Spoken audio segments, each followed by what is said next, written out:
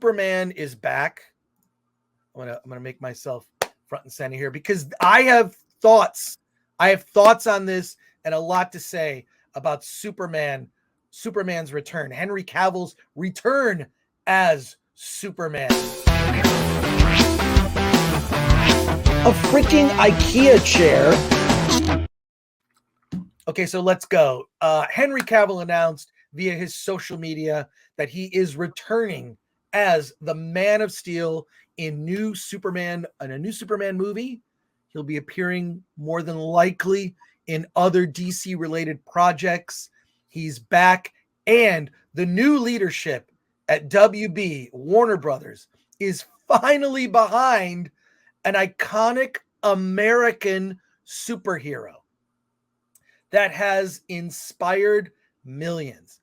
And here are my thoughts. And also the second greatest piece of news that arrived this week is that James Gunn will be a co-CEO of DC Movies, and he will be a part of this. And my understanding, there are rumors that James Gunn pitched a Superman story that convinced Henry Cavill that returning as the Man of Steel, putting the cape back on, is something that we all know he wanted to do, but now there was a reason to do it. And his appearance in Black Adam, of course, many of you saw Black Adam this weekend. Look, I'm not going to sit here and try to convince you it's a great movie. It's 100% a fun movie. It is a popcorn movie. It is the type of blockbuster that Hollywood used to make, not so preachy and whatnot. But Henry Cavill's return as Superman signals a couple things to me. One, Hollywood has realized that this woke nonsense isn't working. You can only afford a certain number of bombs before the bottom line is affected. You need a surefire hit. Okay. And while I think it's great to take a risk on a movie that, hey, this might win us Oscars and acclaim. Hey, let's do a film that will appeal to a certain segment of the audience, but maybe it's not broad and mainstream. I think there was a huge miscalculation by Universal with the film Bros by Billy Eichner. I think they vastly overestimated the public's interest, the mainstream movie-going public's interest in a film about a gay romance.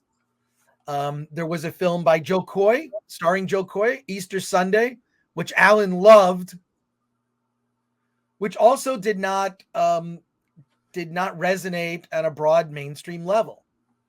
Part of the reason may be that the audience is just not vast enough, right? The audience is not vast enough. And the audience that the film is targeted to isn't exactly showing up. Additionally, we've been trained now that, hey, these movies come out and what do? They go right to streaming. So wait like a couple, 3-4 weeks. Boom, it's going to be on streaming anyways. I'll see it then. I'll wait for streaming. That's a lot of people say that now. Is it worth going to the theater and blowing $50? That's tickets, parking, refreshments, maybe a little dinner in between or after. It's an investment. So I believe that twofold. James Gunn coming in, and he's an Alan. Maybe you can tell me his partner, the co-CEO. Yeah, I'll get it. If you could look that up for quickly. This is a signal that I believe that a lot of this leaning into wokeness and agenda, it isn't working. Try to point to a hit. Try to point to a film that is like that did well financially. And, weaving this into mainstream films isn't working either. None of this is working. Studios need a surefire hit. And I believe also it's a return to the type of movies that Hollywood would make, which is to appeal to a broad audience of people. So By the way, Peter Safran is the name. Peter Safran. That's right. Peter Safran. So Henry Cavill announcing he's back, incredibly exciting. And James Gunn and Peter Safran being part of this co-CEO, they're also going to, just not only they're going to make films, but they're going to chart out the DC universe. And there was Zaslav who said that he's got kind of a 10-year plan. He wants like 10 years of like a DC universe. I think this is not going to be the Snyderverse. I think you're going to see a lot of people from the Snyderverse in this new incarnation.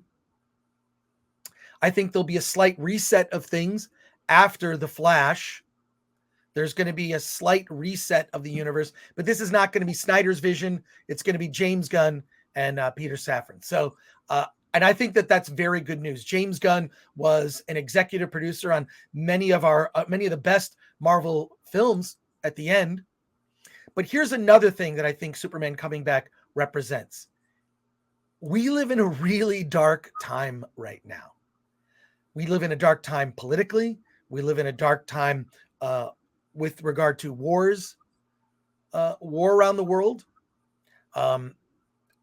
Vast changes happening politically, division in our country, agendas being pushed that nobody asked for. I mean, in all my look, I'm pretty sure I'm older than everyone watching this. All right. Okay, I was born 1965. Alan, do the math. Don't do the math.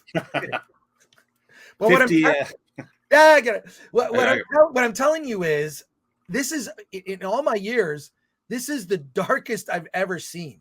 Okay, and I lived through Reagan and Bush 1 and a lot of our different presidents. And what I don't see is, I don't see our leaders in anywhere, whether it be in entertainment or whether it be in politics, putting out messages that are hopeful, saying, you know what, we can solve that problem. You know what, climate change, we can do something about it, but let's go about this in a smart way that's not going to, cripple the lower middle class by shifting too much to other sources of energy. What I'm saying is, any of the huge problems that are out there right now can be solved. But we need positive messages. What Superman represents, that symbol on his chest, is the symbol of hope. And I feel like this is what I think audiences respond to. When you look at the most popular movies at the box office this year, Top Gun Maverick, okay? It's fun, an ode to a type of blockbuster film, a tentpole movie that Hollywood would make years ago. Seems almost like an anomaly. Like, oh, you just made like a fun popcorn movie? Haven't seen that in a while. And I believe that Superman coming back, the timing could not be better, because I think that going to see entertainment, it's something that can change your mood, certainly from all the darkness that's currently in the world today. So I'm ecstatic that Superman's coming back. I think it represents a shift in Hollywood, a huge shift in Hollywood. There's an article in the New York Times today about that people are finally admitting that they pivoted too hard. They overcorrected in terms of the kinds of movies they're making for audiences. And I think that Superman coming back, Henry Cavill as Superman, I mean, I never thought anyone could be better than Christopher Reeve. I think Henry Cavill in that role really excels even beyond Christopher Reeve. So, and I saw the 1978 Superman in first run in the movie theaters when I was a kid. And everything from that music to the hopeful message to how about just be a good person, save a cat that's sitting in a tree.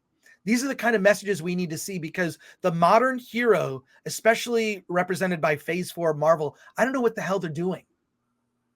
And I don't know that these people are good or could be looked up to as a symbol or just even like something hopeful. So I'm ecstatic that Superman is back. I can't wait to see what Gunn and company come up with. And I'm hopeful for the future of the DC cinematic universe. Alan, any thoughts on this? Yeah. I mean, I will say, when I saw the news about James Gunn taking over creative at DC movies, it was like, well, There you go. They're going in the right direction here. You know, you don't know where he's going to go, but at least you know he's got some comic book cred. Just the fact that Suicide Squad had Polka Dot Man in it, and he knew who it was, and so it's very and I'm saying this as a guy who doesn't read DC comics and read very few of them. You know, the other thing is Disney did this to themselves. They succumbed to cancel culture, and that's what got James Gunn out of Marvel and into DC's hands. And this is bad news for Marvel at this point. And either Kevin Feige has to kind of wake up and realize the direction that he's taking the Marvel universe is the wrong direction, or he's got to get fired. And I would say that, you know, these plans for phase 5 and 6, they're not, you know, we don't, who cares? Quantum Mania, the you know, the Kang Dynasty. You know, I hate to say it, but I know very little about these stories, and I don't understand why people are embracing these stories. So yeah, getting back to James Gunn, yeah, if anything, I am hopeful for the return of hopeful Superman. I did not like the Zack Snyder Superman. I didn't like I didn't like Zack Snyder's take on this, but you know, I will always go back to the Richard Donner, this idea of Superman should be a symbol of hope and a symbol of you know, positivity of you know, yeah, maybe America isn't the worst country in the world. Maybe it's got some merits to it. Maybe it's something that people can get behind. You know, I'll just say lastly, you know, when Wonder Woman came out, Patty Jenkins, she talked about how she wanted to bring back Richard Donner's tone and feel to Wonder Woman. And I do believe she did that. And I think that's why Wonder Woman stands out to me, at least amongst the those contemporary Justice League movies. But this is great news for DC. And I am open to all payouts that DC and Warner Brothers wants to send my way. And I will promote the hell out of your stuff. So whatever Superman movie is, it's great. I love it. It's the best superhero movie ever made. So I'll just throw that out there for DC. If you want to write those checks, you know how to get a hold of me. Well, first of all, I like, actually, if you go back and watch Man of Steel, it holds up better than most of the early Marvel movies, right? It's not. Well, but let me defend it for a second. Okay. Yeah. He's going for a more serious take. What would really happen? The thing where I think it went wrong was in the third act when he's battling Zod in Metropolis, and it was way too serious. I think the destruction and whatnot was too serious. And there's a scene where Perry White is trying to save a colleague, you know, who's been trapped, you know, in the rubble, and her expression on her face, she's screaming.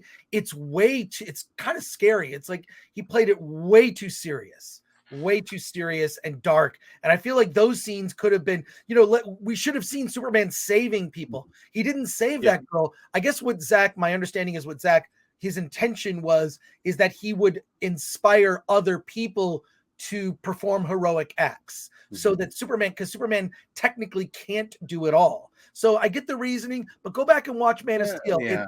It's much better than you remember it. It was kind of a shock. It was kind of a shock when Man of Steel first came out, I'll admit. But go back and watch it. It holds up way better. My issue is that this idea that Superman is this illegal alien with superpowers, you know, that's not a Superman story.